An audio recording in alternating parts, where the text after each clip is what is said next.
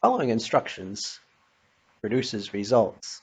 When we lived in Haiti, um, we decided to have a garden. We thought we'd plant a small garden. Well, our idea of a garden was not their idea of a garden. Like what they call a garden is we would call a field. And so they thought I wanted to plant like a big area, but I didn't. I just wanted to have a little plot where we could have some tomatoes and radishes and just, carrots, some different things and a little bit of each. Well, so we worked up a little section and we got some seeds of different vegetables and then I wanted tomatoes, but I couldn't find any tomato seeds. So then Pastor Paul was saying, well, he's going to Port-au-Prince. He'll get me some tomato seeds. So he did. He came back with a bag of tomato seeds that was probably uh, like there were thousands of tomato seeds in there. And I was saying, I don't want all those tomato seeds. Like, I just want to have 6 tomato plants. And I don't need thousands of seeds. Oh no, you have to have a lot more tomatoes than that. Like you want to have, I think I don't know, he started out at 100 or 200 tomato plants. I was like, no, I don't want that many tomato plants. And so we kept negotiating how many tomatoes I was going to plant. And finally, we got down to where I agreed that I would plant 25 tomato plants. Well, so we worked up a seed bed to plant these tomato seeds in. He said, what you do is you work up a seed bed, you plant the tomato seeds in them, and then when the plants get a few inches high, then you transplant them over into your garden. I said, all right, fine. He said, so we'll we'll plant these tomato seeds in this seed bed, and then when they grow, you take what you want, and then we'll just, I'll take some, and we'll give them away and get rid of them. So that was fine. So we worked up this little seed bed, and we planted the tomato seeds in there. And then I went out an hour or so later, and my tomato seeds were coming up out of the ground and walking away. And here there were ants that were going down in the ground and getting the tomato seeds and walking away with them. So I went and got Pastor Paul and said, "Oh, no, no, no, no." So he came down. We took some insecticide and we sprayed that whole seed bed with insecticide. Um, well, that got rid of the ants. And then those tomato seeds stayed under the ground. They sprouted, they grew, and when they were big enough to transplant, then I was going to transplant my 25 tomato plants.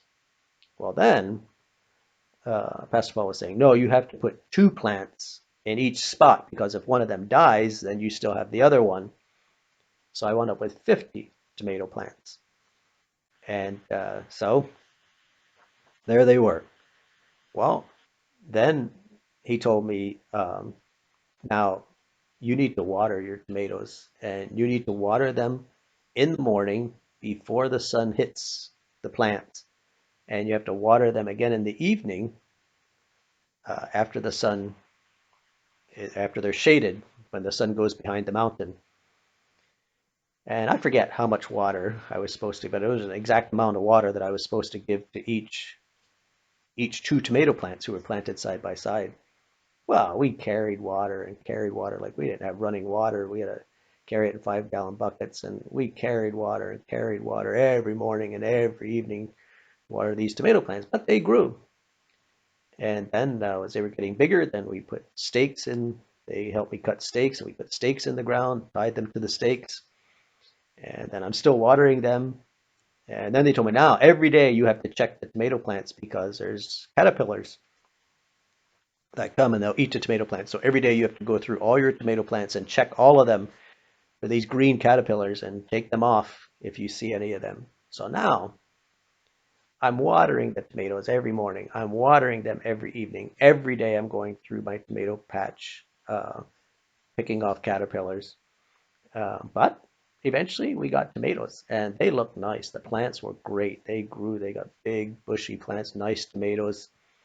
Um, and um, Pastor Paul had planted some tomatoes close to my house too. He had taken some of the plants and planted them But even though he was telling me to water my plants and what to do with them, he wasn't doing that for his. Well, my plants got big and bushy.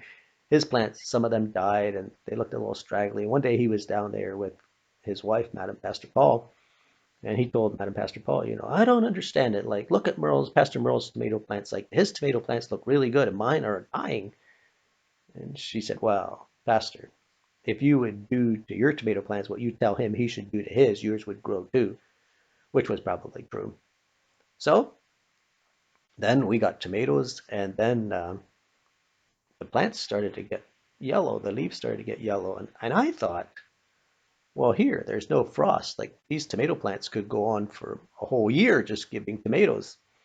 So we went to talk to the agricultural person in Miragwan to find out if there's a blight or if there's something I can put on the tomato plants to keep them from dying. And then the agricultural specialist taught me something. He said, no, your plants have lived their life cycle. He was saying if you would want your plants could go on living and go on bearing tomatoes.